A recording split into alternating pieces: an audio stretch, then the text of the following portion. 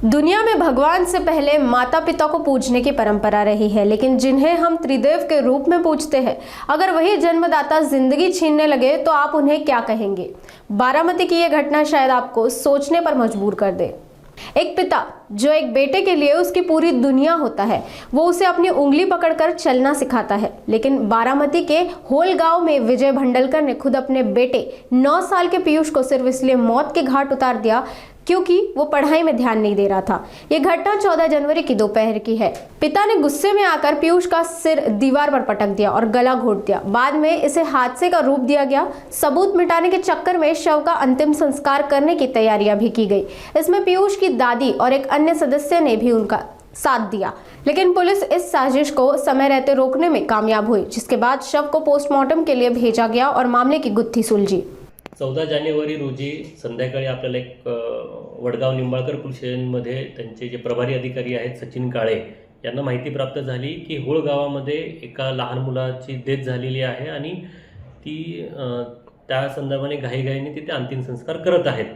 मग वडगाव निंबाळकरचे प्रभारी अधिकारी सचिन काळे आणि त्यांची टीम तात्काळ होळ या गावी पोहोचली। स्मशानभूमीमध्ये त्यांनी बघितले असता अंतिम संस्कार करण्याची संपूर्ण तयारी तिथे झालेली होती। त्यांनी तात्काळ ती 9 वर्षाच्या मुलाची बॉडी ताब्यात घेतली। ताब्यात घेतल्यानंतर गावातल्या लोकांचा त्या ठिकाणी विरोध होत होता। तो विरोध शांत करून ती बॉडी आपण बारामतीमध्ये सिल्वर जुबली येथे आणली। ज्यावेळेस सकाळी त्याचं पीएम झालं, त्या पीएममध्ये डॉक्टरांचं ओपिनियन आलं की गळा दाबल्यामुळे अशा प्रकार हा मृत्यू झाल्याचा संशय त्यांनी ते सांगितला।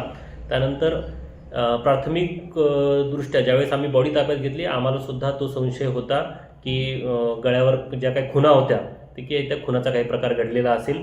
तर तात्काळ आम्ही जेव्हा पीएम झाल्यानंतर त्यांचे अंत्यसंस्कार होऊ दिले तेव्हा आम्ही त्याचे वडील ज्या 9 वर्षीय मुलगा पीयूष विजय भंडारकर, त्याचे वडील विजय गणेश भंडारकर यांना ताब्यात घेतला असता तिथे चौकशी केली असता त्यांनी त्याची कबुली दिली की रागाच्या भरात तो मुलगा अभ्यास करत नाही, घरामध्ये उलटं बोलतो आणि दिवसभर आणि रात्रीसुद्धा बाहेर फिरत बसतो।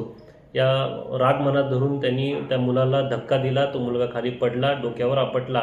त्यानंतर स्वतः गळा दाबून त्यांनी त्याचा खून केलेला आहे। यामध्ये त्याची जी आजी आहे शालन गणेश भांडारकर यांनी सुद्धा ही सदरची घटना बघितली, पण तिने ती लपून ठेवली आणि त्याचे जे चुलते होते संतोष भंडारकर यांनी सुद्धा ती घटना बघितलेली होती आणि ती संपूर्ण इन्फॉर्मेशन लपून ठेवलेली होती। त्यामुळे या तिघांना सुद्धा आपण आरोपी केलेला आहे। आरोपी करून आपण त्यांना कोर्टात हजर केलेला आहे। सदरच्या ठिकाणी कोर्टाने सुद्धा आम्हाला PCR मंजूर केलेला आहे। अशा प्रकारे वडगाव निंबाळकर पोलिसांच्या हद्दीत त्यांच्या प्रभारी अधिकारी सचिन काळे त्यांच्या टीमने अशी सर्वात चांगली कामगिरी आणि खुनाचा जो काही खून झालेला आहे तो गुन्हा उघडकीस आणलेला आहे। अशा प्रकारची चांगली कामगिरी झालेली आहे।